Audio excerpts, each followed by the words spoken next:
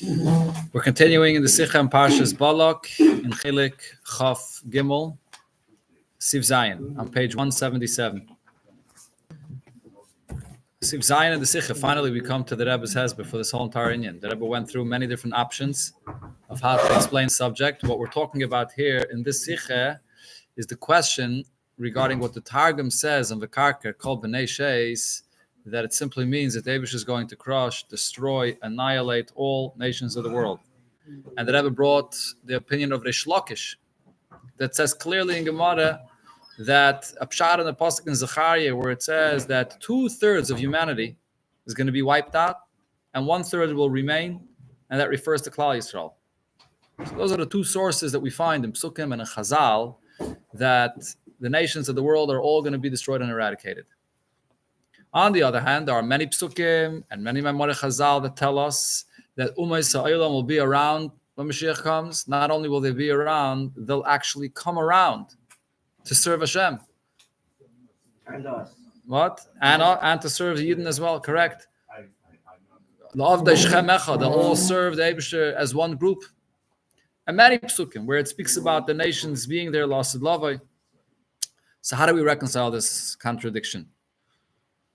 Okay, so the Rebbe here says that the last paragraph of Sivav, the Rebbe concluded it must be that all opinions agree that the Ummah Yisrael will physically still be around Lasad Lavai. At least many of them. Well, there are those that are Rishayim and those that are anti-Semites and people that are that deserve a punishment. They're going to get their punishment. But we're talking about, but those that are not in that category, 5 or 6 of them, whoever's not in that category, well, we're going to need enough to be able to be there to serve Yidden. So those are going to still be around, even lost Lavai. If it's going to have enough to serve Yidden, 2,000 each cities, yeah, 4 quadrillion, 200 trillion. That's the cheshbon, 200 trillion? I think so. Yeah. 4 quadrillion, 200 trillion. Oh, that's the number of Goyim you're going to need to serve all the Yidden that will be lost Lavai. 60 billion. From all the Tchias HaMesim, you mean? 2,000 on each. All right. Okay, seems like we might have to have Tchias HaMesim for the Goyim as well.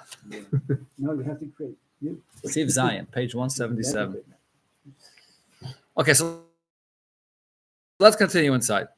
Siv Zayin, let's see what the Rebbe says. Yeshleima Abir B'zeh. Turn a few pages, Rebbe Shem Tov. Show where it is. Siv Zayin. Yeshleima Abir B'zeh. So we can explain this as follows. Nach the Geula Sida. After the final redemption. Wenn se wird sein, Gilui Elokusim Welt. One of the main things about when Mashiach comes is the revelation of the Eibishter in the entire world. Wie the pasuk sagt, as the pasuk describes, V'hoya Hashem lemelech hakol haaretz, the Eibishter will be king on the entire land. By Yoimahu yi havai echad u'shmo echad. Hashem's name will be one, and He will be one, and that oneness of Hashem will be apparent and felt and experienced in every single part of the world. That's the basic inyan about the Gula Sida. It's not just a redemption of Yidden or a rebuilding of the Beis HaMikdash, but it's Gilui Elokus in the entire world. It's pashut, so if that's the case, it's obvious, as es vedemot nitzayin kein ort for tumme vera in Welt. So there's no room for any impurity or evil in the world at all. The estate in Zechariah, as the pasuk in Zechariah says, Farem pasuk Pishnaim Gaim. And this is actually the pasuk right before that pasuk quoted before here in the Sikh, where it talks about the fact that 2/3 of humanity will be annihilated. So the pasuk says, "V'zruach hatume avim minaretz." Spirit of impurity will be removed from the world. So we move on. If so, it's understood as b'nigeya b'nei adam. How does this apply to people? That lasted lovit nitzayin kemitzias from oivav shel Hashem u'rishayim. When Mashiach comes, there won't be any room for any existence of anybody that's fighting Hashem or anybody that's wicked. All those people that are on that level will actually be annihilated. Those enemies of Yidden, and by extension, enemies of Hashem, and the Rishayim, they will be annihilated. They'll get their punishment. And this is spelled out in different prophecies, as was quoted earlier in the Sikha. Then, from the remainder of the Goyim in the world that are not in that category, that Zayin, it will be fulfilled regarding them what the Rambam says, V'yisakin es ha'olam kuloi, the entire world will all be elevated and rectified, and that includes not only the nations of the world, but also Medaber, Chai, Tzemeach, Daimim, all 4 categories of existence, including the animals, the vegetation, and even the inanimate. Lavid is Hashem. And they're all going to come to serve Hashem. Not in an outwardly, not in an open way. There's the famous medrash that says that Asad Love, if a person is going to try to pull off a fig from the tree on Shabbos, the fig itself, the tree itself is going to scream Shabbos Hayet. Right? So meaning that the Tzemeach itself is going to express what the Eibishter's will is. Once you have the Ruach HaTorah, once you have that state of existence, it doesn't matter what the person was. There's no more. The whole Ruach HaTorah is gone. Okay. So therefore, that's it. You clean it. So but those in a time of a Ruach HaTorah Avim and Aretz, though, those people that are Rishayim and Oivim of Hashem, as the Rebbe puts it here in the Sikha, they will have to be eradicated. We're talking about people that their existence, they represent opposition to Hashem. Amalek, they represent fighting Yidden, fighting Hashem. When Mashiach comes, that existence in the world will cease to exist. You can't, Ruach HaTorah Aver, regarding those entities, is expressed by the fact that they will actually be removed and annihilated. But then, though, amongst the Goyim of the world, there are those that do not fall into that category. Even if they're not... Ruach HaTorah doesn't imply punishment. Again, what? Ruach HaTorah, doesn't imply punishment. It doesn't imply disappearance.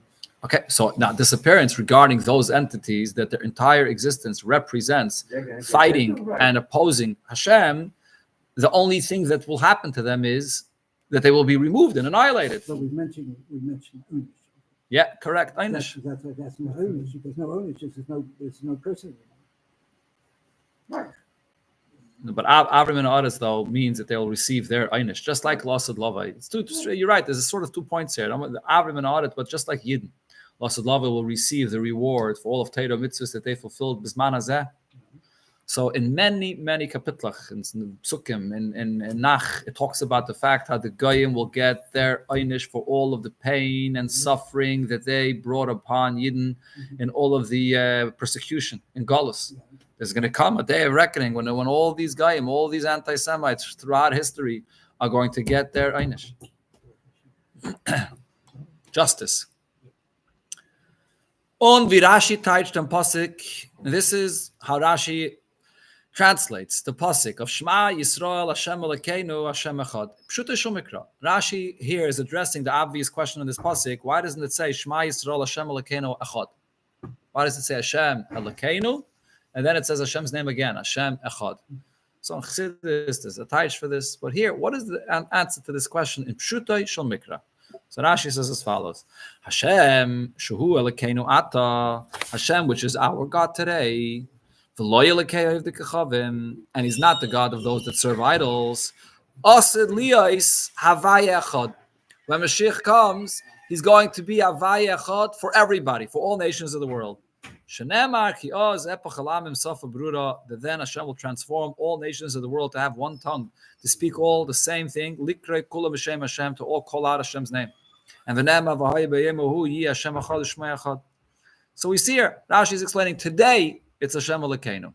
When Mashiach comes and there'll be godly revelation in the entire world, so then there will be Umas Ha'olam, and they will be included in Havaya Echad. They'll be affected and influenced by the revelation of the Eibishter, that everyone will come and serve Hashem. Okay, this is the first point there regarding what happens when Mashiach comes. So now here comes the punchline. Thereby is Yesh Mokim L'Shakal V'Tarya. Here though, regarding this description of what happens when Mashiach comes, there's room for discussion. Do we say that so first the Rebbe gives here another short introduction actually. The Iker Gili de La'asid is to Eden. Although we just said that the revelation of Gili Elokos will be to the entire world and will affect everybody, as the Pasuk says, Havaya Echad, not only for Eden, but nevertheless, the primary purpose of the revelation of Elokos when Mashiach comes is for the sake of Eden. Azavi the Gula is Benegay to Yidden, as the Gula itself, which is primarily for the sake of Yidden, Benegay, vile Golinu Martzeno, and the Kabitz Nitche Yisrael. The main purpose of Gula is to return Yidden to their land from where they were expelled, to gather all Yidden from all four corners of the world to come back to Eretz Yisrael. That's one of the main descriptions of Gula, Kibbutz Nitche Yisrael. So the purpose of the Gula and the main inyan of the Gula is for the sake of Yidden. On Gula Sa'olam, this that we described before, that the Gula will affect also the entire world and all nations of the world, is a Teitzah v'davar tafel to the Gula for Yidden. That's just an outcome and something which is secondary to the main focus of the Gula, which is in relation to Yidden. And now the Rebbe adds furthermore regarding this, the fact that the Gula for the rest of the world is secondary to the main point, which is the Gula for the sake of Yidden. Azovi the ganze Beschaffung, unser Metzias. Just like the whole entire creation and existence of everything in the world is Bereshis, as the first pasuk in Torah says. What does Bereshis mean? B'shvil HaTorah. It all exists for the sake of Torah, shenikras Reishis, Darka. When it says Reishis, Bereshis, it means for the sake of the Reishis, which is Torah. And also, Reishis refers to Yidden. B'shvil Yisrael, shenikra Reishis. And for the sake of Yidden that are referred to as Reishis. So if their entire existence is for the sake of Yidden, so then obviously you have to say that when there's going to be a godly revelation to everything in the world, they only exist for the sake of Yidden. So the main revelation is for Yidden, and they which exist for the sake of Yidden, to be there for serving Yidden, so therefore the Gula to them is secondary, and is tafel to the Gula for the Yidden. Okay, so we have over here two different points. On one hand, the Gula is going to be a Gula for the entire world, but at the same time, though, it's going to be a Gula for the entire world, secondary to the Gula of Yidden. So now here comes the Shakal V'Tarya, as the Rebbe said before. Here comes the discussion regarding how this Gula will happen. And then so therefore, this can happen in one of two ways. Der Matzev HaGeula in Welt, one approach to understand this is that the condition of redemption, the way it affects the entire world, including all nations of the world that will still exist after those that will be punished will be annihilated. The way it's experienced by them and what they sense is als a prat in the Geula von Yidden. It's all there as one detail of the main point, which is the Geula for Yidden. That's one approach. The Rebbe will elaborate in a moment exactly what he means here. Or we can say, as by Zay is Nirgash, that when the Geula reaches them, even if it's true that the main goal is for Yidden, but the Geula will affect and reach and change and elevate the entire world, by Zay is Nirgash, what they will experience is Zayir Geula Oich Ke'inyin B'fnei Atzmai. They'll experience Geula not only as being there for the sake of Yidden, but they will also experience the inyan of Geula as something which relates to them, to their existence, who they are. Huh? No, it's not a stira. As you see here, the Rebbe says oich, meaning it's possible that the Geula should be experienced in a sense that I'm just here for the sake of Yidden, but also as something that's in it for you, for the Goyim themselves. But in the first approach, though, the Rebbe says that the entire Geula for Goyim will be just the fact that they're coming along, that they're being redeemed for the sake of Yidden, and there's nothing in it that they will relate to as it's something, it's our redemption. Or we could say no, that there is an aspect of the Geula which they will relate to as our redemption. So what's the explanation of these two approaches? As the explanation here is as follows. According to the first approach, so then the point there is as follows. As in Yonei Shel Mashiach, the point of Mashiach, von Gilui de La'asid is blessedly Yidden. And whatever revelation there will be, the godly revelation, La'asid Love, is all just for the sake of Yidden. And what does it mean for the sake of Yidden? Yidden sollen kennen lernen Torah und mekayim sein mitzvahs betachlis hashleimos. As the Rambam describes, the main inyan of the Gula Sida is that the Eibishter will give us back the Beis HaMikdash and Eretz Yisrael, which is the time period and the place that Yidden will have the ability to fulfill all mitzvahs betachlis hashleimos, all the mitzvahs of Tluyis Ba'aretz, all the mitzvahs of Karbonis, and so on. That's the main purpose of Gula. Shleimos, HaTeireh, v'ha-mitzvahs, and Eretz Yisrael. Now, on the far is nit genug was Yidden wollen nit haben auf sich kein Shibud Malchus. In order that this should be possible, so now the conditions that Yidden are living in the world have to be such that enables Yidden to be able to serve Hashem.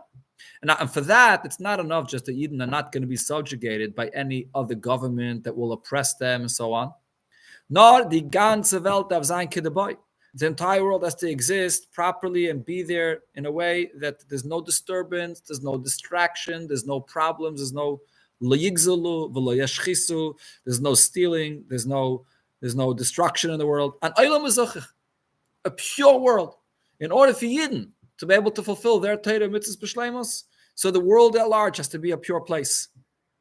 If Yidden are in the world to fulfill Torah mitzvahs. B'shas, die Welt is beifen kazet. And when the world is a pure place, is this a mokim muchsher for Yidden to din in the Meibishter. So that makes the world a perfect place for Yidden to be able to fulfill the mitzvahs of Hashem undisturbed and with the proper kavanah, with the proper focus, with the proper connection, when the entire world is elevated and is expressing the truth of Hashem. Ubishleimus kazeh, and it comes to such a level of ultimate perfection. Oich the umis that is helfen aroisid. To the point that the Goyim are not just not distracting and not disturbing, and there's purity in the world, but they are even there to assist you, because then everything they do, Kanal Sivav, as mentioned before, what it says in Midrashim and the Gemara regarding the level of assistance that Goyim will provide for you. That's one approach. So what do you understand from all of this? The way the Goyim experience this level of Gula, there's nothing in it for them. They don't sense that I'm being redeemed in any way. I'm just here to provide a pure place and a pure world and even an assistance for Yidden to be able to come and serve Hashem. The goal is for Yidden. The Yidden are the center of creation, B'shvil Yisrael, Shvil HaTorah, B'shvil Yisrael, and therefore the goal is for them. Everything else in the world that will experience Geola, but will not experience a Geola as anything that's for them. It's just there to help Yidden. That's one approach. But it could also be said, as the Geola Vidas is, B'shayches Tzu Ha'olam, that the aspect of redemption, as it relates, as it affects the existence of the world, is nit nor a prat fun de Geola Shel Yisrael. It's not only a detail of the world being there, available and pure, in order that Yidden should serve Hashem. Nor oich an inyan b'fnei atzma. It'll also be experienced by them as something separate, as a point for itself. What does that mean? Das heißt, in ha'olam kulai, in the entire world, and that's yet the prat for them. Every single detail of every entity in the world, what it will sense is as the kavana el yaina is zeye bria gola, that Hashem's intention and purpose in creating them and then redeeming them is oich zeye bir v'zichuch. They will receive it. They will experience Gola on such a level that I'm being purified, that I was created so that I should be elevated. After all, Hashem creates them. Yeah, it's not true that Hashem creates them for the purpose of Yidden, for the sake of Yidden, and therefore they're being redeemed there just to help Yidden. And in that sense, they experience Geula as servants for Yidden. But at the same time, though, they're created. Are they an entity? Are they a being that exists in the world?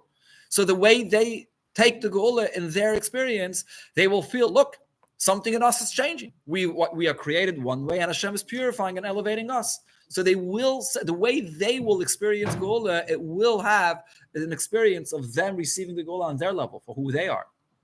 It sounds like a difference in the depth of other Ruchatumi and Oretz. How, to what degree the Ruach HaToma Aver will be? Yeah. Well, the Aver will be complete.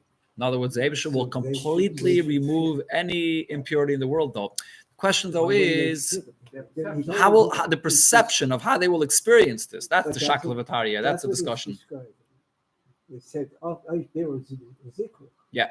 That's automatically. It's other Ruchatumi and Oretz. Yeah. Whatever position you take. The bitter v'zichach will be there. Yeah. Ruach HaToma Aver means that the world will change and be purified and completely holy. And also the Goy. Correct.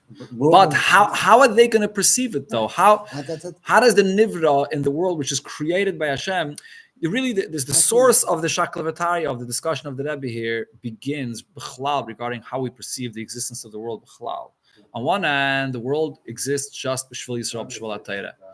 That's all for the sake of Yidden. At the same time, though, the Eibusha creates a world. The Eibusha creates a Metzias. The Eibusha wants that Yidden should exist in a Metzias of a world and serve Hashem within a Metzias.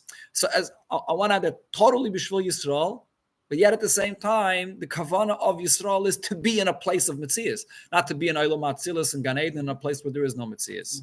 So when that world that Eden are in gets redeemed and elevated and refined by the goal that comes to Eden, how is it received by the Welt? Is it received by the Welt in a way that they experience that it's not about us, Bachlal? We don't have any significance at all. We're just here for the sake of Eden.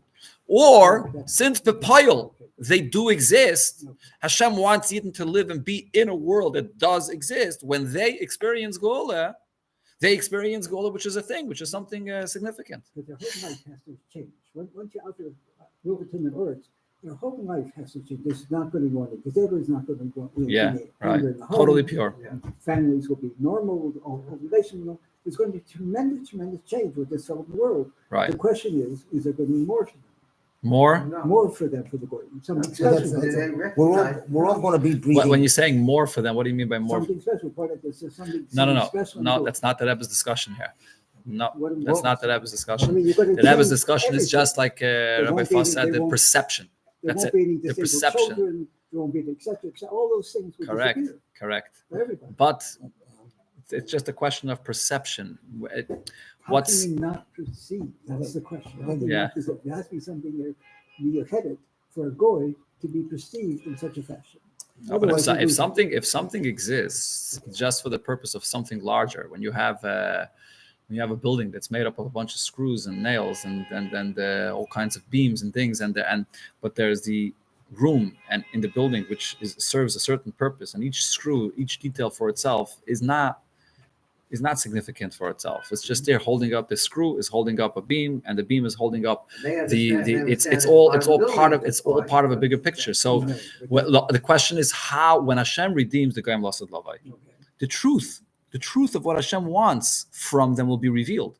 So when that truth of Hashem is revealed, the Goyim will sense that I exist here just as a screw in this entity of a world for the sake of Eden.